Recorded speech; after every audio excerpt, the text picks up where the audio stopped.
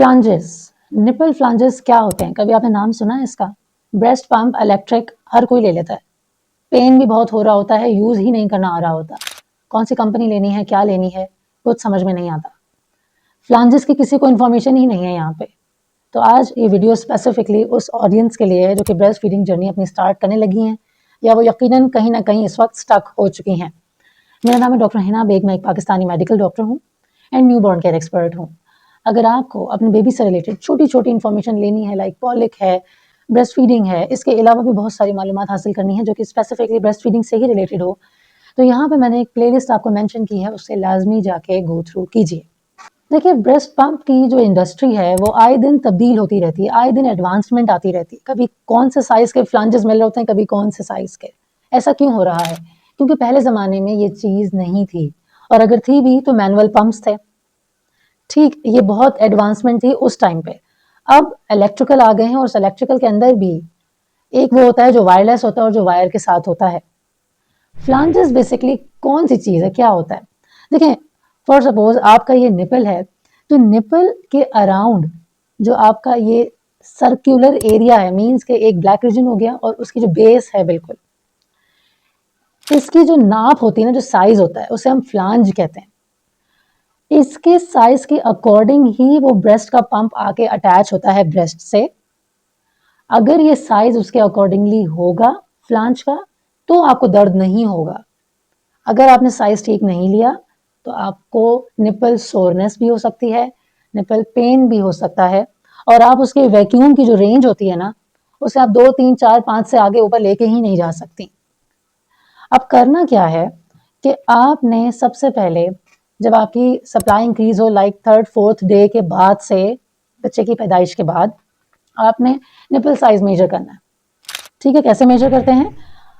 Major करने का तरीका ये है कि जो निपल की बेस है उसके अराउंड एक इंची टेप लेंगी आप, और वो इंची टेप आपने उसके अराउंड हाफ वे घुमाना है। देखें, डायामीटर निकालना है आपने। अब आप यहाँ पर देखें, जैसे ये हमारे पास टेप है, निपल गोल होता है, आपने इंच टेप लिया, आधे रास्ते से शुरू किया और यहाँ पे आके खत्म कर दिया। पूरा गोल नहीं घुमाना है निपल के अराउंड, आपने हाफ वे करना, लाइक डायामीटर, जिसको समझ नहीं आती, सर्कल का डायामीटर। अब ये हमारे पास पहले जो पंप्स आते थे 40 mm भी होता था, 35, 37 इस तरीके के भी होते थे। अभी एक्स्ट्रा लार्ज में आते हैं, अब इतना नहीं होता। जो अब नॉर्मल रेंज इस वक्त मोस्टली अवेलेबल हैं वो हमारे पास होते हैं लाइक 13 mm से, 13 मिलीमीटर से स्टार्ट होकर 19, 20 तक चला जाता है, 24, 26, 22 मिलीमीटर आपका जो साइज है।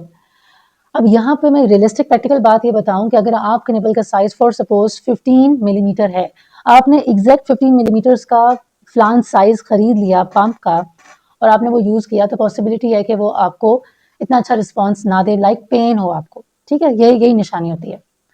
अच्छा, आपको कुछ लोग ये भी कहेंगे कि 2-3 mm बड़ा साइज का ले लें। 15 अगर साइज है तो 17, 18 ले लें, 19 लेके देख लें, 15 है 16 लेके देख लें। अब ये आपको एक्सपीरियंस करके ही होगा। अब वो जो अलग से फ्लांजेस आते हैं वो अलग से भी 2-3 खरीद लें, एक एग्जैक्ट साइज का और 2 थोड़े से ऊपर साइज के। ये आपको मशवरा है। जब करेंगी तो ही पता लगेगा, क्योंकि ये ना पर्सन टू पर्सन वेरी करता है कि आपका साइज क्या होगा, आपको क्या सूट करेगा। अब आपको एक बात बताऊं, इसको यूज करते हुए आपको कुछ फील नहीं होना चाहिए, कुछ भी नहीं, लाइक नथिंग।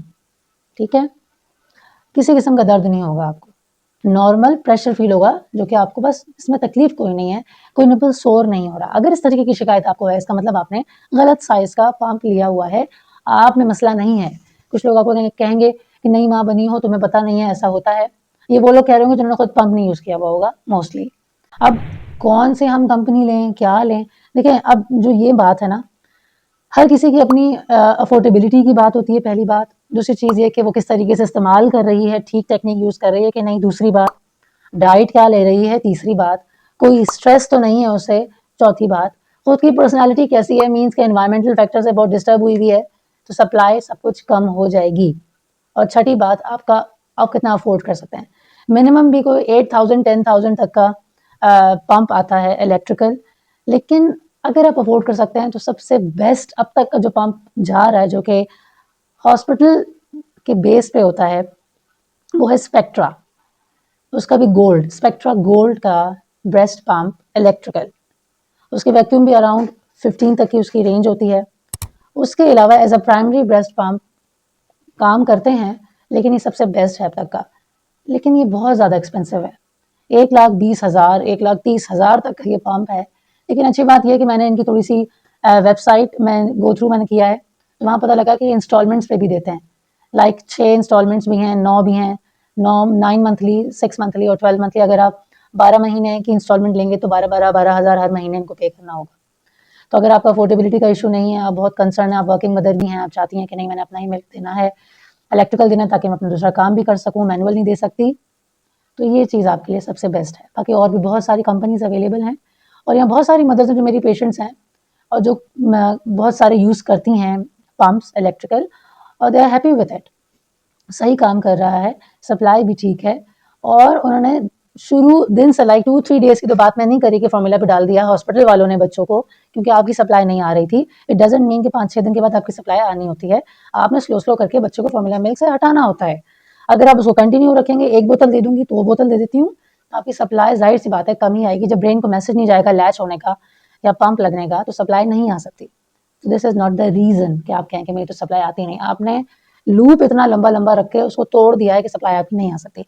अगर अपना दूध पिलाना है तो कंटिन्यूस 40, 60, 70 टाइम्स इन 24 आवर्स आपको लैच करवाना पड़ेगा, या पंप आपको हर 1 घंटे बाद बार लगा के देखना पड़ेगा, क्योंकि शुरू के इनिशियल डेज में तो आप क्लूलेस होती हैं, आपको कुछ नहीं पता होता, तो इसलिए ये सब चीज़ें करना ज़रूरी है। अच्छा, मैक्सिमम सप्लाई कब आएगी? बिल्कुल रात के टाइम, जब अराउंड को 4-5 बजे, अर्ली मॉर्निंग से जो बिल्कुल शुरू का टाइम होता है ना, इसमें मैक्सिमम सप्लाई होती है। उस टाइम आप चेक कर सकती हैं कि आपकी सप्लाई मैक्सिमम कितनी आ रही है। और जो डाइट है उसको आपने फोकस करना है। मेरे चैनल में और बहुत सारी वीडियोस मौजूद हैं, छोटे-छोटे तमाम कंसर्न, छोटी-छोटी टिप्स, हर चीज़ मौजूद है इसके अंदर। अगर आप उन सबको फॉलो करती हैं, प्रॉपर रूटीन के साथ चलती हैं, स्ट्रेस फ्री रहती हैं और एक स्ट्रॉन्ग विल वाली मदर हैं, जिसको किसी की कोई फिक्र नहीं होती सिवाय अपने बच्चे के, तो वो ये कर सकती है। सही, तो ये एक स्पेशल वीडियो थी आप लोगों के लिए, फ्लांजेस के ऊपर मुझे बनाना ज़रूरी था, ताकि पेशेंट्स को पता लग सके कि असल में ये क्या चीज़ है, एक बिल्कुल अलग सा वर्ड है ये। उम्मीद करती हूँ कि इन्फॉर्मेशन आपके लिए काफ़ी फ़ायदेमंद साबित हुई होगी। अगर आप लोगों को अपने छोटे बेबी से रिलेटेड रेसिपीज़ पता करनी है, 6 मंथ्स ऑनवर्ड से कैसे खाना खिलाना है, क्या करना है, उसको रिटन फॉर्म में अगर आपको चाहिए, तो मैंने रेसिपीज़ के पीडीएफ्स बनाए हुए हैं। आपको नीचे दिए गए नंबर पर राब्ता करना है, वहाँ पे आपने लिखना है रेसिपी पीडीएफ, आपको वहाँ पे डिटेल्स प्रोवाइड कर दी जाएंगी।